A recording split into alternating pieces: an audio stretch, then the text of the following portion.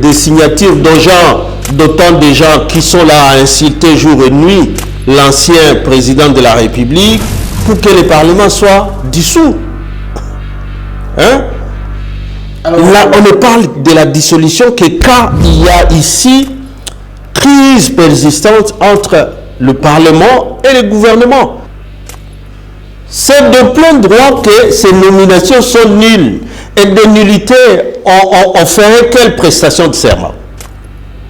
Mais et le serment, si tout était régulier, il aurait eu 2 chambres. Ce n'est pas le juge qui veut.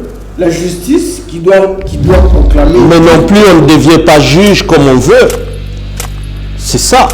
Parce qu'il y a une loi, il y a une constitution. On ne devient pas juge comme on veut et quand on veut. C'est ça malheureusement la constitution. C'est ça malheureusement notre loi que les gens doivent respecter. Welcome to African TV Network. We are in Albany, New York, the capital of New York City. As you are watching Africa TV Network, make sure you stay tuned and keep watching. Bandeko oyo za Africa TV. Il faut s'abonner. Masolo evandi nde awa. Attends, masolo nyonso za kaka awa. Donc abonnement nyonso. Ouais, Africa TV. Nathan. What's up guys? What's up guys? This is Africa TV Network. Bauti bozolanda chaîne abiso ya Africa TV Network. C'est bien de s'abonner massivement. Ah bon, nous sommes court penda base de l'EPT numéro. Blaise Makozo Yoka. Mesdames et messieurs, bonjour, bienvenue à ce magazine. Nous recevons pour vous M. Ferdinand Kambere, il est secrétaire permanent adjoint du PPRD. Avec lui, nous allons parler de la prestation de serment aux magistrats aujourd'hui. Bonjour M. Ferdinand Kambere. Oui, bonjour. Vous êtes personnellement impliqué pour défendre le juge Umbulu Kilomba. Êtes-vous déçu? Bon, nous, on n'a jamais défendu Umbulu ou Kilomba. Ce qu'on a défendu, c'est la Constitution. Hein, ce qu'on a défendu. Ils ont leurs droits, ils se sont exprimés, tout le monde a su qu'ils se sont exprimés. Ils ont même adressé leur lettre, je crois, au président de la République. Ils ont même pris des avocats. C'est leur droit en tant que citoyens congolais, qui ont surtout un statut particulier. Je crois que c'est ça qu'ils défendaient, les statuts des juges constitutionnels, les statuts des membres de la Cour constitutionnelle, parce que vous le savez, un membre de la Cour constitutionnelle, il n'est pas nécessairement magistrat, c'est un membre de la Cour constitutionnelle qui a un mandat qui lui est reconnu par la Constitution, c'est de 9 ans. Et les modes pour les faire partir sont connus aussi. Soit c'est par la mort, soit c'est par la démission, soit alors c'est par le tirage au sort qui est organisé tous les 3 ans. Et que donc ceux-ci étaient encore dans les droits de rester membre de la Cour constitutionnelle, mais que malheureusement, on ne s'est pas motivé par quoi. Maintenant, nous commençons à les comprendre quand on voit des scénarios rocambolesques qu'on appelle cérémonie de prestation de serment s'organiser comme aujourd'hui. Perdu quoi? Malgré toutes les démarches faites, mais la prestation de serment a eu lieu. Mais le mal reste un mal, parce qu'en droit, on dit « in fraus omnia corrompit ». Dans la fraude, tout est corrompu. Parce que la loi organique, mon cher frère, la loi organique qui organise l'organisation et le fonctionnement de la Cour constitutionnelle est claire. Les nominations faites en violation des dispositions de cette loi, l'article 2 et 3, qui ne sont qu'une reprise de l'article 158 de la Constitution, que nous disons tous les jours que les chefs de l'État, ces ordonnances ont violé cet article 158, ces nominations sont faites à violation de ce loi-là. Et la conséquence, c'est l'article 4. Et que donc l'article 4 vous dit, des pareilles nominations sont nulles de plein droit. C'est ici l'occasion pour moi de saluer tous ceux-là qui ont boycotté cette cérémonie de prestation de serment. Ça veut dire les bureaux de l'Assemblée nationale, les bureaux du Sénat, ainsi que tous les députés que moi, aujourd'hui, vous savez, ma joie aujourd'hui, c'est celle de constater que dans ces pays, les gens qui disaient il y a la corruption, il y a ceci, non, il y a des patriotes. Il y a des gens qui sont encore jaloux de cette démocratie chèrement acquise.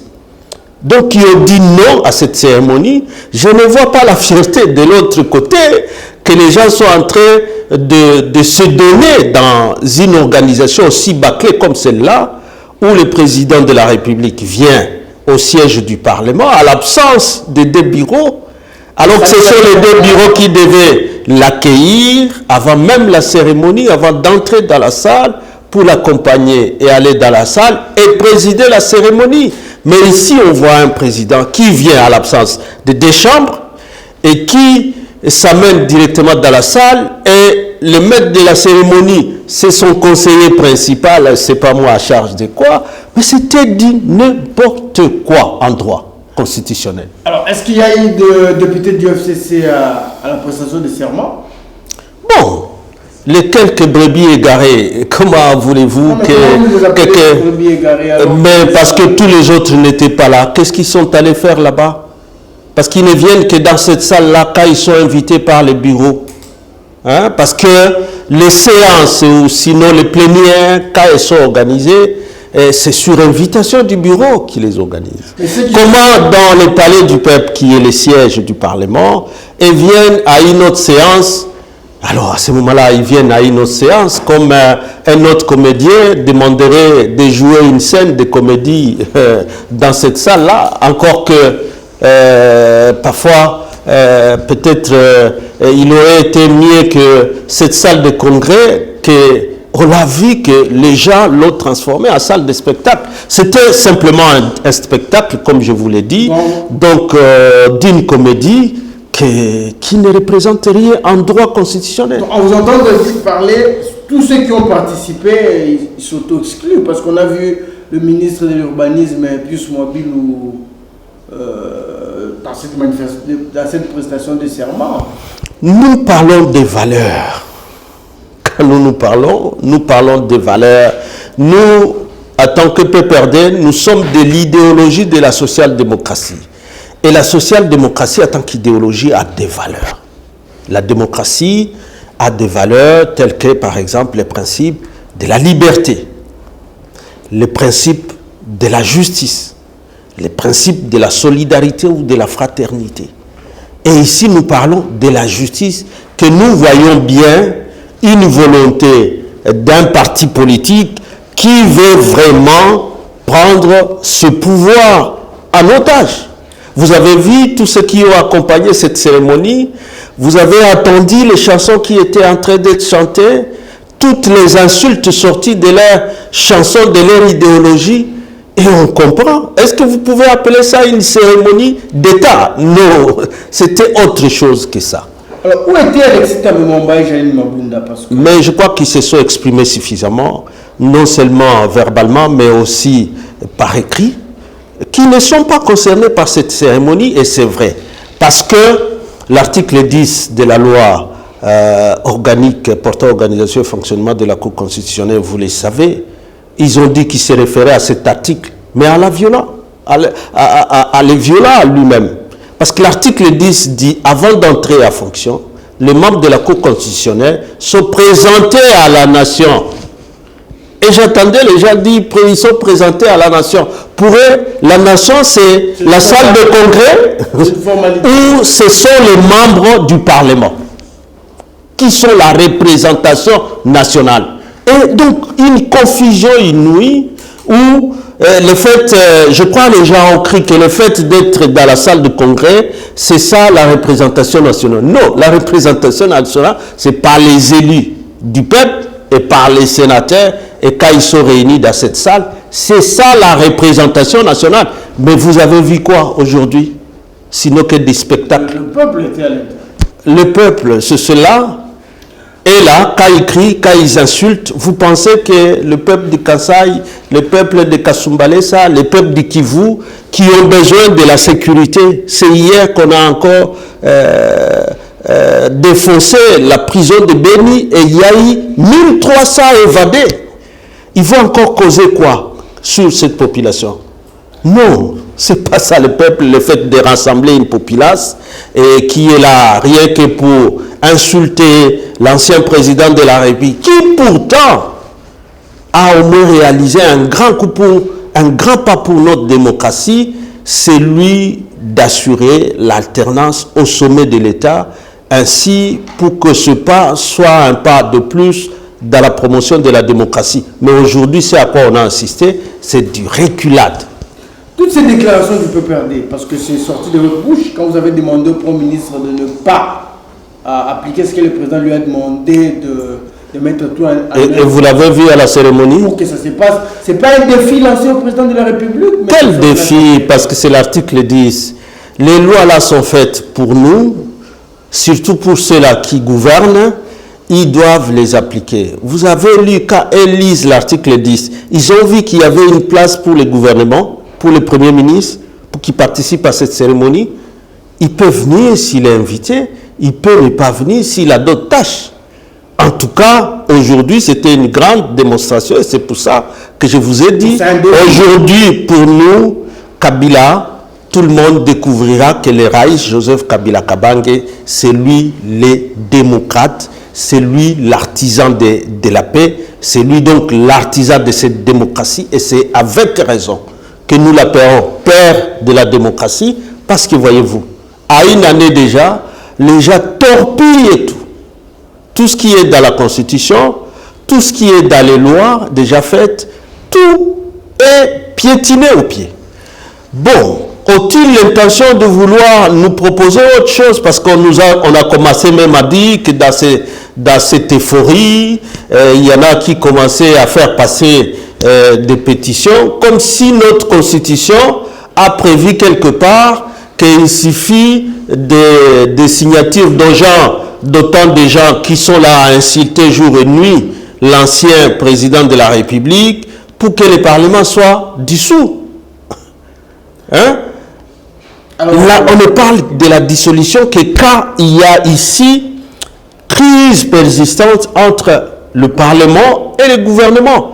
Mais ici, vous avez compris que les gouvernements et les parlements sont à symbiose et qu'ils ont refusé, avec raison, de participer ici à une sorte de couverture des nullités de la Constitution, des violations de la Constitution.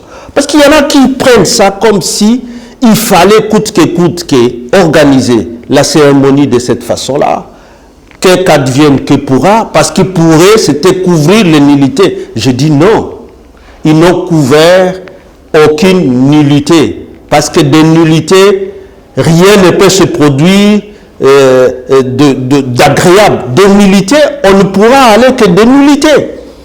Les serments donc d'aujourd'hui aussi, le fait que c'est un serment de juge dont les nullités sont des nullités de droit, des nullités absolues, donc qui ne portent aucun effet, le serment non plus ne portera aucun effet, encore que, comme je l'ai dit, dans la forme déjà, le serment lui-même est entaché. Et l'autre conséquence, c'est qu'on est en train d'oublier ce que le président de la République vient de placer le pays qu'il dirige dans une insécurité juridique et politique. Comment ça? Parce que ces juges-là, dont les nullités sont de plein droit, dont le serment non plus est nul, et donc les arrêts qui rentrent, quel que soit les temps, les gens qui soulèveront ces exceptions par rapport à la nullité de ces arrêts-là, ils auront toujours raison. C'est une insécurité juridique qui s'installe. Vous êtes dans une coalition avec le PECH. Pourquoi pas laisser ces juges qui l'ont baillé pour prêter serment à la Cour de cassation? Qu'est-ce qui allait arriver? Vous avez peur de quoi? Les gens ont l'impression que... Mais je vous ai dit que... ont peur. Non, les PPRD... Beaucoup de choses sous le placard. Les PPRD, c'est un parti du peuple pour la reconstruction et la démocratie. Le PPRD se bat pour asseoir la démocratie, pour promouvoir la démocratie, parce que c'est la seule voie convenue pour reconstruire le Congo, pour pacifier le Congo. Vouloir repenser les choses autrement, c'est le dernier des... Nous défendons, nous, des valeurs, pas des individus. Nous défendons des valeurs. Donc, c'est la seule voie que nous avons choisie et dans un tel régime, un régime parlementaire à gouvernement bicéphale, à gouvernement semi-présidentiel, mais l'impression qu'on a est que apparemment les autres ont un autre schéma. C'est quel schéma? Je crois que c'était sage aujourd'hui pour nous de ne pas créer un front devant un vide, parce que comme je vous l'ai dit avant, pour nous cette cérémonie est un non-lieu, est un non-événement. Donc pour nous c'est divin. C'est comme si rien ne s'est passé. Est-ce que le FCC ira en justice? Non, contre le président de la République. Pour demander quoi? Parce que vous dites que c'est nul. Il n'y a que la justice qui est là. Mais devant la nullité, les conséquences politiques, on peut toujours les tirer d'une manière ou d'une autre, parce que nous sommes un parti politique. Les conséquences politiques n'est pas juridique. Moi, je pars sur le front juridique. Il y a le Conseil d'État. Parce que les ordonnances ont été signées depuis juillet. Alors, pourquoi vous avez pris tout le temps au lieu d'aller en justice et réclamer? Mais parce que je vous dis, la loi elle-même dit que les nominations qui violent les dispositions de la loi sont nulles de plein droit. Pourquoi on a besoin du Conseil d'État pour ça? C'est de plein droit que ces nominations sont nulles. Et de nullité, on ferait quelle prestation de serment? Mais et le serment, si tout était régulier, il aurait eu 2 chambres. Il n'est pas le juge qui veut. La justice qui doit proclamer. Mais non plus, on ne devient pas juge comme on veut. C'est ça. Parce qu'il y a une loi, il y a une constitution. On ne devient pas juge comme on veut et quand on veut. C'est ça malheureusement la constitution, c'est ça malheureusement notre loi que les gens doivent respecter. M. Ferdinand Kambere, est-ce que la crise est-elle consommée entre le FCC et le cas? Bon, parler de la crise, on voit bien... Ouais. C'est la crise déjà.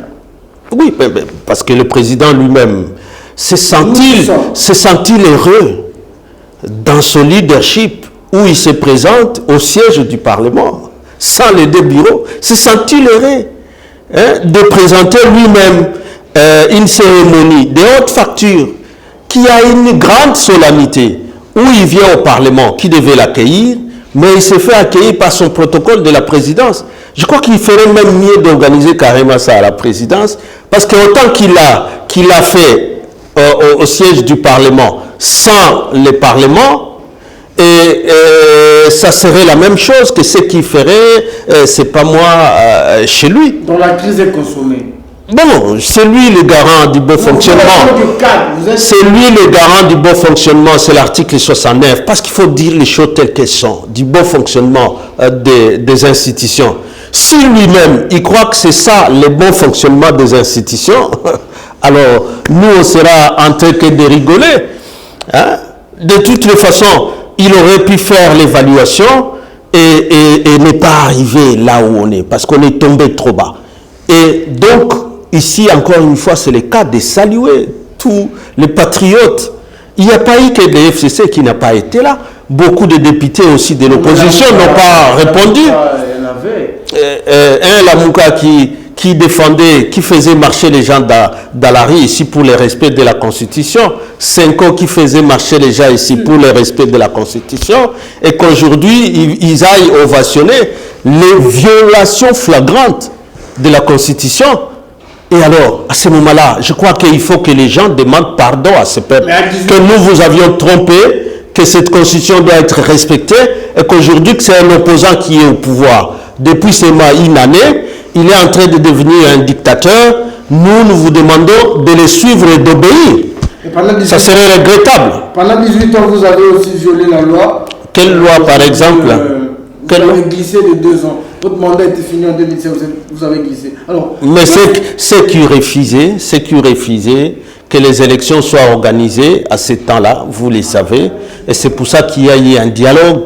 On est allé au dialogue de la cité de l'OIA et puis on est allé au dialogue de Senko et c'est de commun accord que tout le monde a accepté qu'il faut un temps pour préparer les élections de 2018 et il n'y a aucune loi qui a été violée à ces conditions-là. Alors, qu'est-ce que... Pendant tout ce temps-là, Joseph Kabila dit quoi? Parce que Lui, on sait que c'est quelqu'un introverti, il ne parle pas trop. Qu'est-ce qu'il en dit par rapport à tout ce qui se passe? Mais tu vois qu'à face d'un homme aussi fort, d'une personnalité aussi forte, d'une spiritualité aussi forte, hein, mais qu'ils ont perdu toute la journée à l'insultant, alors qu'il n'est ni au pouvoir, n'est-ce pas? Parce que lui, c'est un ancien président, c'est un sénateur aujourd'hui. Mais ils ont perdu dans le palais, hein, au siège du Parlement, à insulter comme ça un simple citoyen, alors qu'il disait qu'il venait dans une cérémonie de prestation de serment de hauts juges. Je crois que déjà tout ça a annulé tout ce qu'il prétendait organiser. Tout ça n'était qu'une manifestation de la nullité de ce qu'ils ont présenté à la face du monde. Et que donc je crois que lui, celui qui est sorti un homme grand aujourd'hui, c'est le Raïs Joseph Kabila Kabange. Est-ce que Joseph Kabila sera candidat en 2023, M. Ferdinand Kambere? Mais parce que le peuple continue à le réclamer, parce que devant toutes ces forfaitures, n'est-ce pas? Tout ça, c'est le peuple. Hier, on a même vu les élèves en bleu-blanc le réclamer à corps et à cri. Parce que maintenant, là, les gens n'ont même plus l'horizon. On ne sait plus où on nous amène avec l'IDPS, avec ces pensées-là. Vous avez suivi les discours du secrétaire général de l'IDPS, Kabouya, hier. Les gens là, d'IFCC vont subir les sorts que les Mobutis ont subi quand ils sont entrés. C'est lui-même qui l'a dit. Ce sont des déclarations graves. Et aujourd'hui, ils ont produit quoi au peuple? Du vent. Du vent, tout simplement. Donc, et nous, dans notre cas, le cas de Kabila, c'est la sérénité. Parce que c'est ça. Parce que nous ne mentons pas. Nous disons la vérité à ce peuple. Nous savons que le peuple a la souffrance.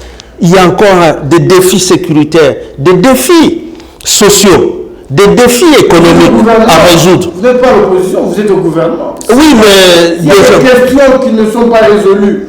Vous avez un Premier ministre, le gouvernement est constitué à 70% de cadres du FCC. Mais si on ne sait pas, parce qu'avant on disait que c'est nous qui bloquions. Mais aujourd'hui, aujourd'hui, tout le monde sait où est-ce qu'on est en train d'amener les pays. Sans les bases, sans les fondamentaux démocratiques. Vous pensez que, quelle que soit la volonté de ceux-là qui sont dans les gouvernements et qui sont du FCC, on peut arriver à quoi que ce soit? Déjà, le ministre, le VPM de la justice, de la manière dont il était parti. Aujourd'hui, les gens ont-ils vraiment cette joie de voir comme ça un pays être gouverné, sans ministre de la justice, avec des magistrats qu'on peut amener partout et prêter même dans les conditions, parce qu'au moins ceux qui peuvent lire la loi que tous les autres et qui appliquent la loi, ce sont des juges. Mais si maintenant, même pour les textes qui réglementent leurs prestations de serment, eux-mêmes ne savent pas lire, ça devient encore un pays en insécurité juridique. Puis nous avons reçu M. Ferdinand Kambere, il est le secrétaire permanent adjoint du PPRD. Avec lui, nous avons parlé de la prestation de serment de nouveaux juges. Merci. Au revoir, M. Ferdinand Kambere.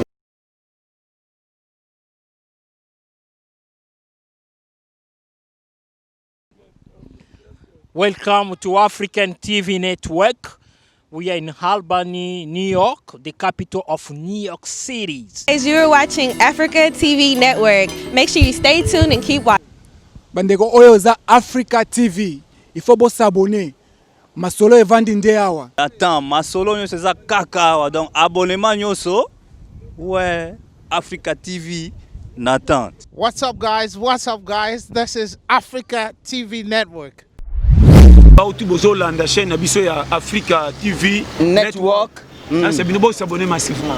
Ah bon, nous sommes court penda base de la numéro. Blaise Makozo Yoka. Article 1/02.